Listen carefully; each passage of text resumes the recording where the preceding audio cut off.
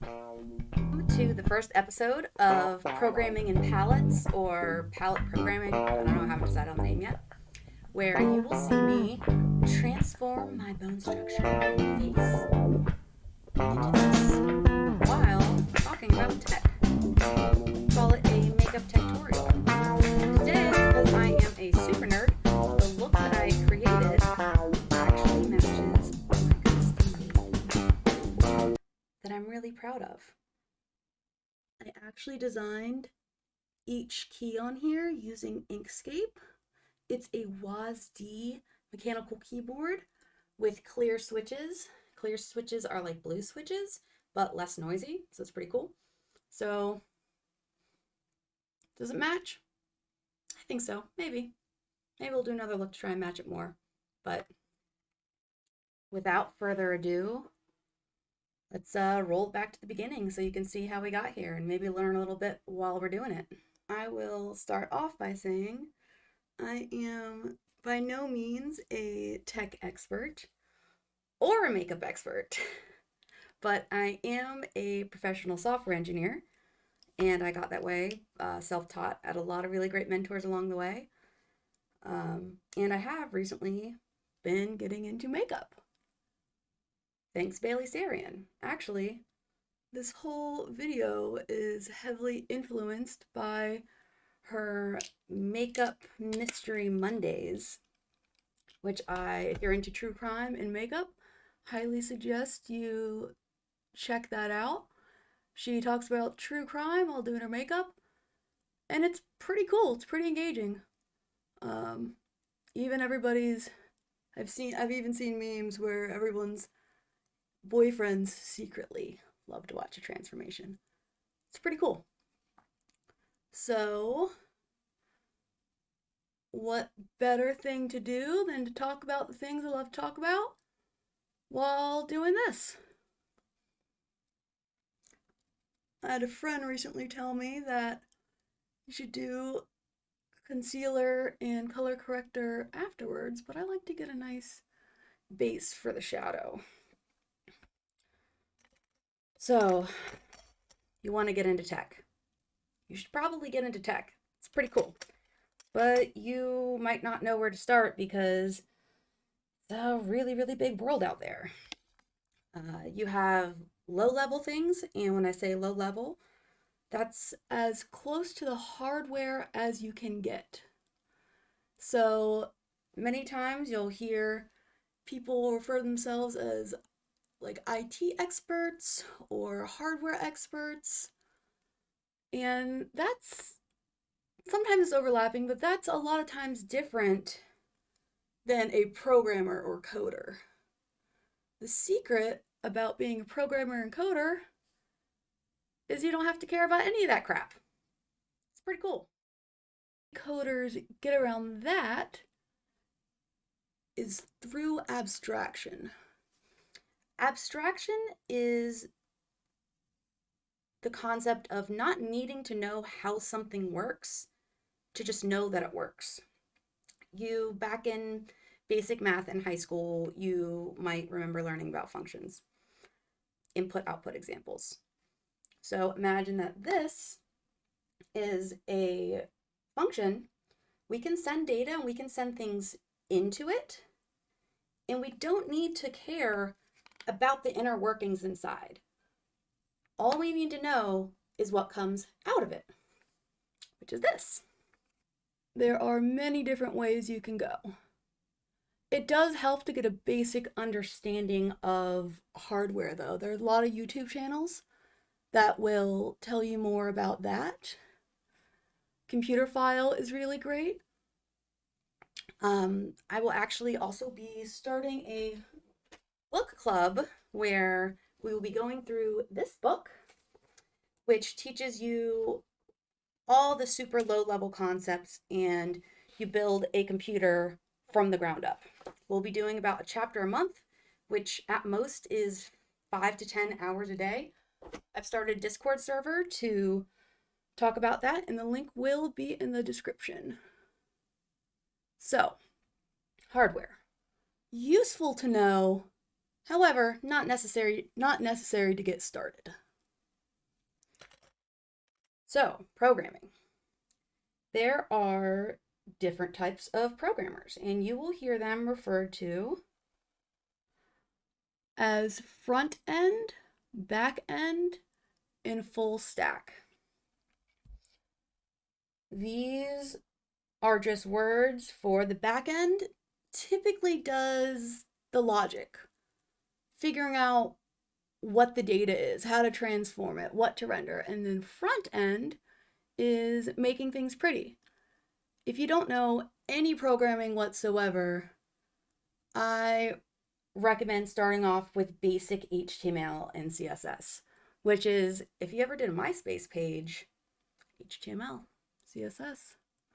That was probably my first exposure to programming. Is I loved messing with my MySpace page.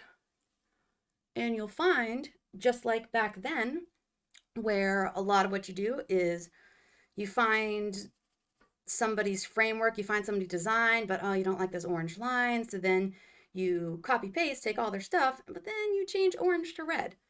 And if you work with frameworks, and a lot of development is frameworks now, by the way, a framework is a scaffolding and directions on how to do something. I can explain more later.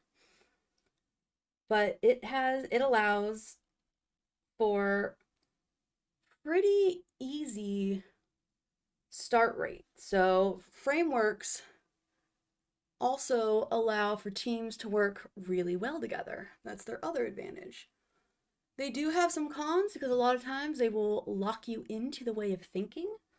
So that can kind of be a bummer. But when you're first starting out, frameworks are the way to go. Some common front-end frameworks I recommend looking into are Bootstrap or Angular. Front-end also includes JavaScript. JavaScript runs on the browser. Everything in the front-end world runs on the browser. Everything on the back-end world runs on a server.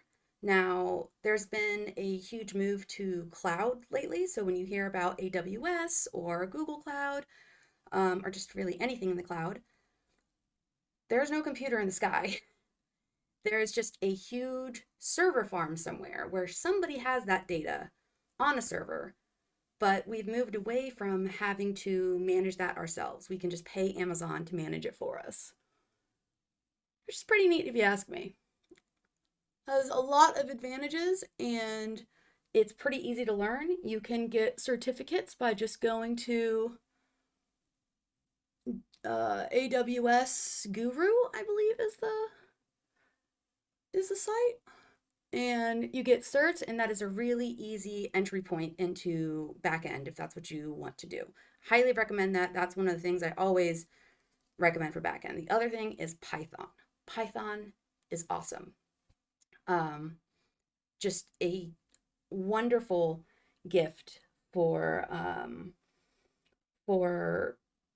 programmers wanting to get into backend, or a novice that doesn't have as much experience wanting to get into backend, because it's very readable. The syntax is, I mean, it reads like human English. So that's very nice. It has a huge ecosystem, meaning lots of people are doing it, lots of resources online. Oh, the Google for programmers, it's called Stack Overflow. You will probably spend a lot of time there when you're just starting out. And that's great. Hopefully, eventually, if you stick with it, you can be good enough to answer some of the questions. I still need to be a little bit better about that, but doing these videos instead, so I guess I'm contributing somehow. So there's front end, there's back end, and being proficient in both is called a full stack developer. Typically at this point, most devs are there's a requirement to have full stack, at least proficiency. At least be able to read basic JavaScript, read HTML, read CSS if you're a backend dev, or if you're a front-end dev, at least be able to understand the data that you need to deal with. So you're not going to get away with not learning anything. That's not going to happen. It can be fun. And don't box yourself in either, because when I first started, I really thought that I was going to be backend dev. I did a lot of Python. My specialty is actually functional programming, which is a type of ideology, typically, I would say typically done on the back end, but not really, because JavaScript, does have a lot of functional qualities and libraries. I have found my niche that I've been really enjoying to be ClojureScript front end, and that is not where I thought I would be at all. Most of my mentors were and still are back-end devs, and a lot of times I'll notice that there's this, I guess it's a misconception, a stereotype that women do front end.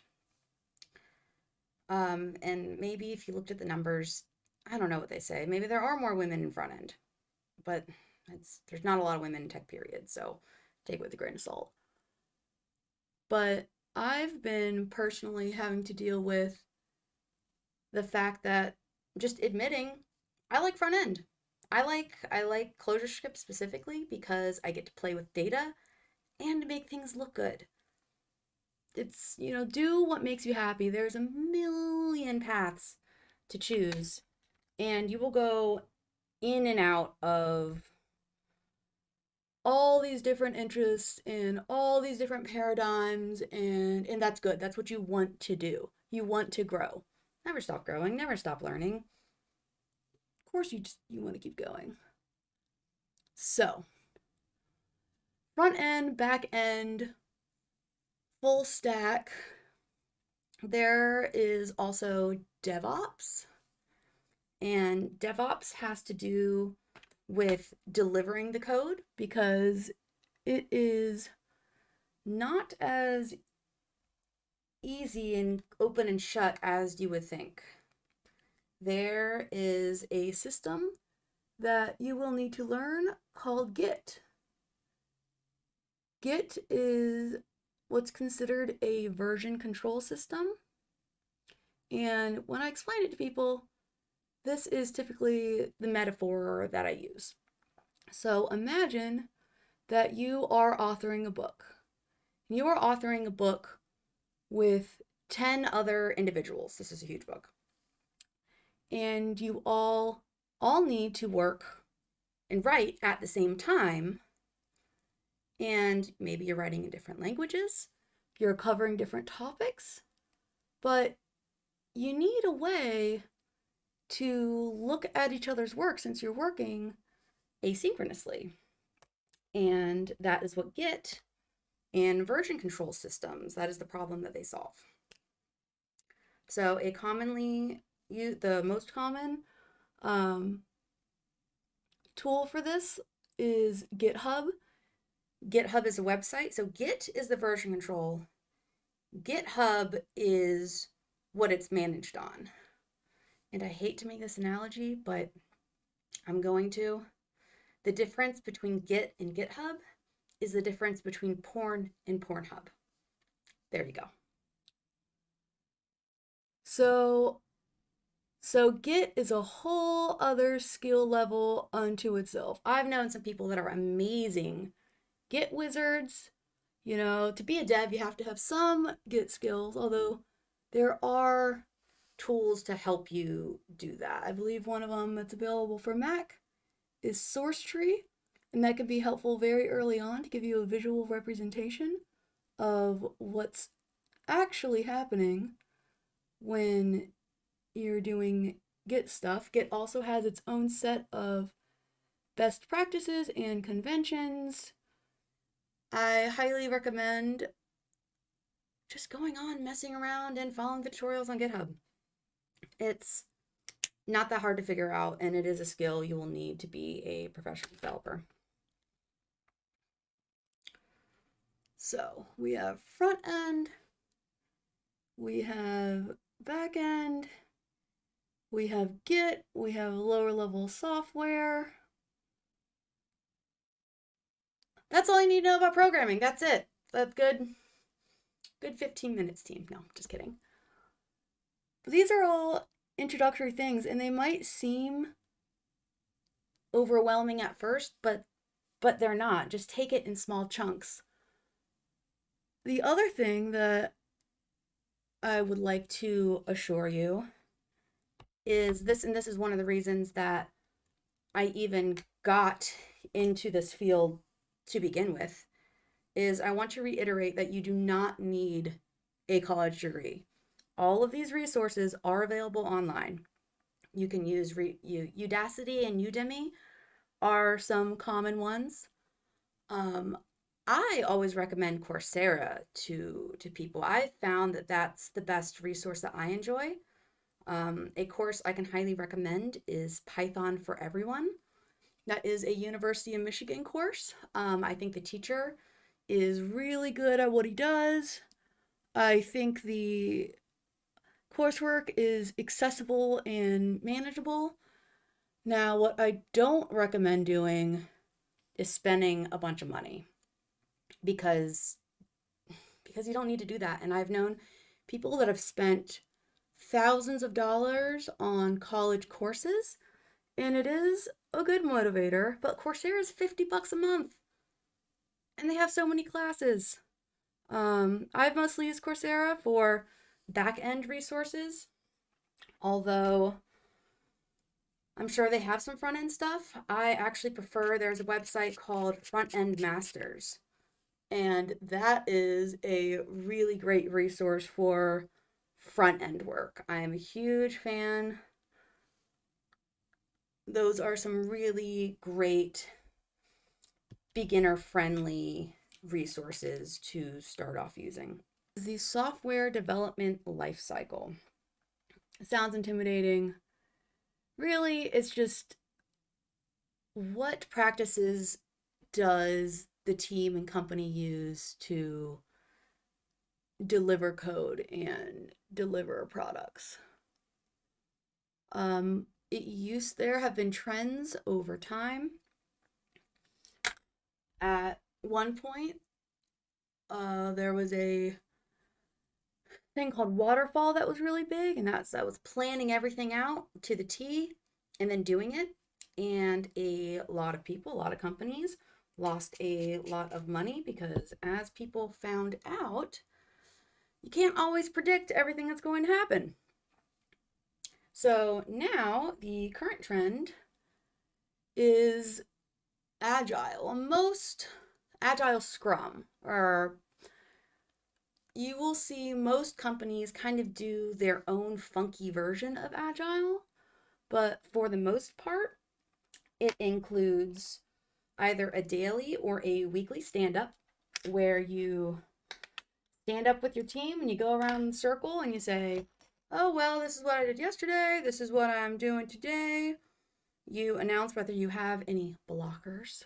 And blockers means that you can't get any work done unless somebody else gets their work done. And that is a big part of the purpose of stand-up is to make sure the team is working as efficiently as possible. So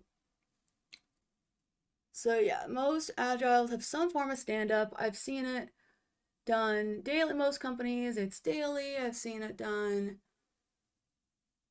weekly. I've seen it done some form of every 2 weeks, but that's just the devs kind of telling the bosses, this is what we're doing, this is what we're getting done. The other thing that Agile methodology includes typically is something called a Kanban or Kanban board. And this is an organizational structure where you will see tasks typically described as issues assigned to people. And you will see this as the dev completes the work. you will see this ticket move across the Kanban board into different swim lanes, conceptually swim lanes, where this is where it was assigned to you. This typically it starts with like a backlog, or, these are the issues we know that exist. And then they get triaged or assigned to different people, and typically a manager of some sort or a team lead does this. And from there, it might go into something called like on deck or coming up and up next, and then in progress. And in progress is you're in the middle of work. Typically, there's another lane when you're about to put a PR in. A PR is a pull request, and that is, hey, I want to merge this code into the code base. I'm finished with my chapter. I'm finished with my little section. Let's get this in there. Let's get it working. After that, it can be a testing environment, so maybe staging, or that's where QA, who's the quality assurance team, they test things to make sure that your code that you merged in doesn't break and blow up anything, because that is a major concern. And after that, you can go to verified, and then it goes in production. And these are not hard rules. These are just kind of generalizations that I'm telling you because it's pretty common. But as I said, most teams kind of have their own flavor of doing each of these. And that differs based on the product, based on the team, based on their ability to work together. Really a million different things. So that is the software development lifecycle. All of these things I'm talking about, if you're interested in more, just give it a Google. Give it a Goog. There are lots of resources. I'm just talking to do my makeup because I thought it would be fun. And it is pretty fun. So you decide, all right, I want to get into programming. Let's do this thing. I want to take a Coursera course. I'm gonna start Udacity. I want to do something. Let's do this. This seems cool. All right. Well, you're gonna have to choose something called an IDE. An IDE is similar to it's kind of like Microsoft Word, but for code, because code kind of has its own special syntax, and as you can imagine, code, it has its own rules and own thing going on, so you need tools. And these tools range from incredibly simple to incredibly complicated. Each language also has its own IDEs that are strengths and weaknesses, although there are some general purpose ones. I will go through. I am not an expert on all languages or all IDEs, but I'll say that I commonly use 3 different IDEs, which is pretty abnormal. So for Python, I really feel that Pycharm is the best tool for the job. It is by a company called JetBrains, and JetBrains makes different IDEs for different languages.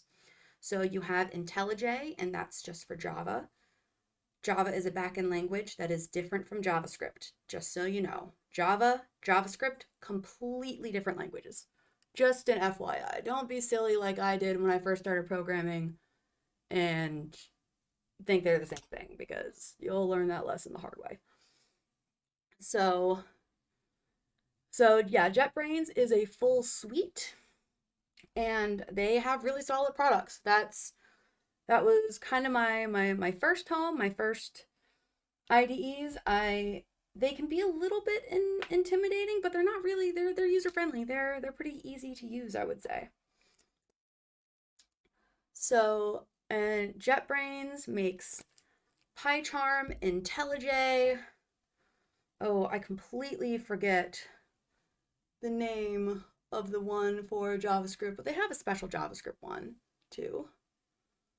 So that's JetBrains. Now I will say my recommendation for the JavaScript IDE is actually called VS Code. VS Code is probably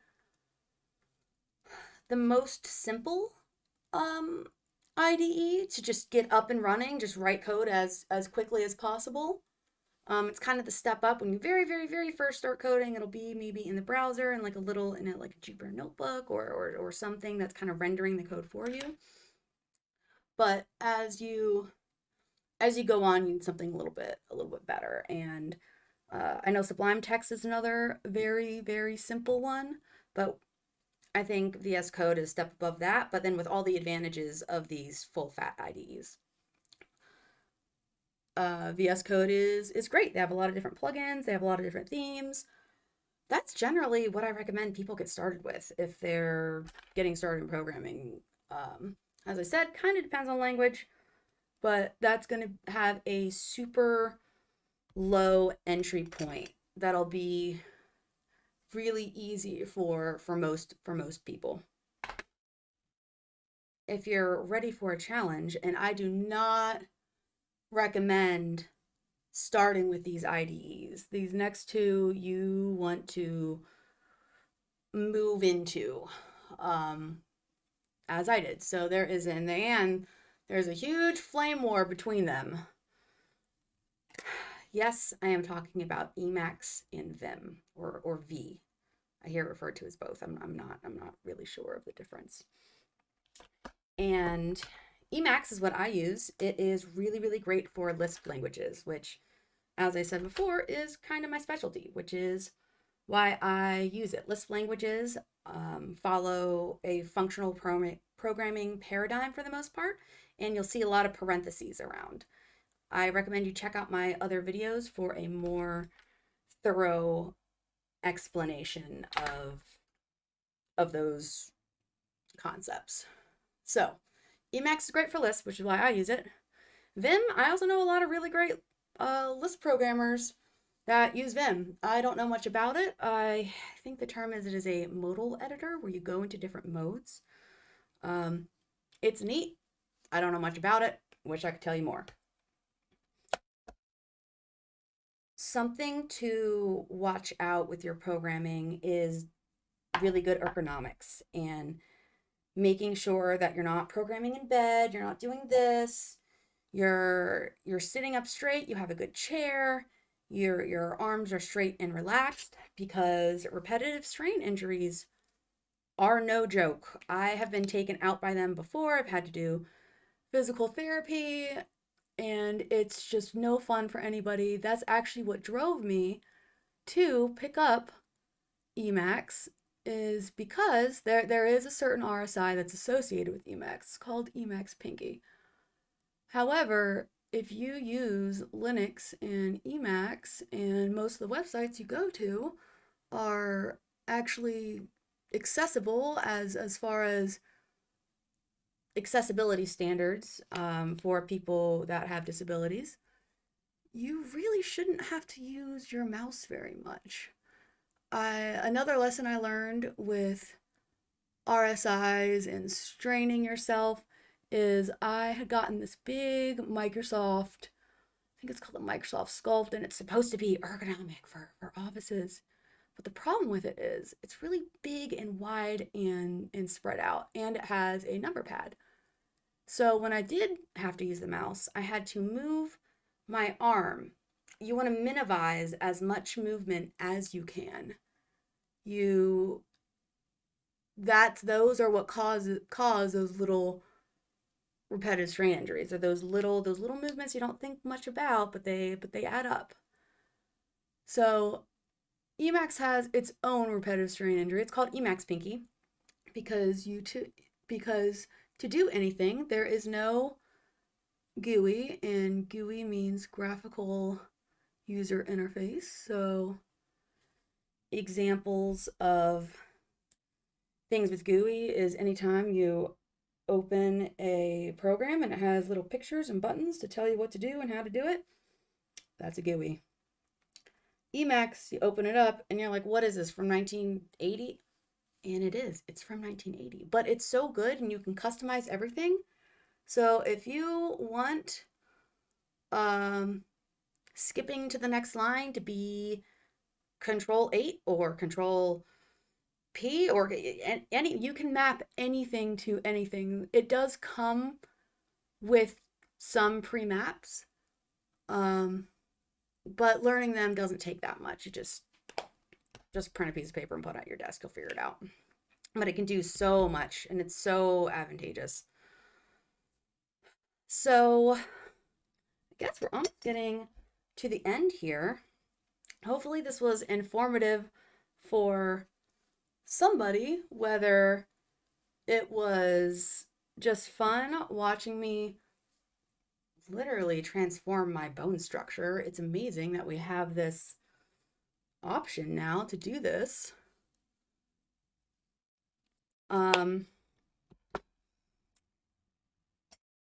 Or whether you learn something, hopefully you learn something about tech. As I said, I am by no means a master.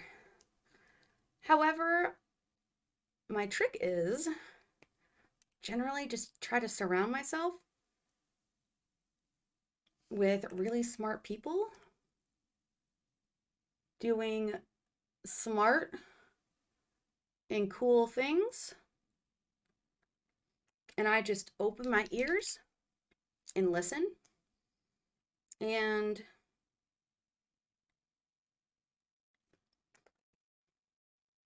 as it turns out, some of it starts sticking after a while. As I mentioned early in the video, I'm actually starting a Discord server. For the primary purpose was the book club, but I am starting it for the purposes of socially driven development, which means it's either personal or professional development based on social experiences and talking to people, because oftentimes in the tech world we hang out on Stack Overflow, we hang out in our different Slack channels, and we don't talk about some of the things that we love. You know, I want to know your favorite book you're reading right now. I want to know the music you're listening to while you code. I want to know what game you're playing. Are you interested in making games? There are other things that, besides coding, I think that a lot of us tech people can relate on, and, you know, hopefully some beautiful things can come of that if we start doing that.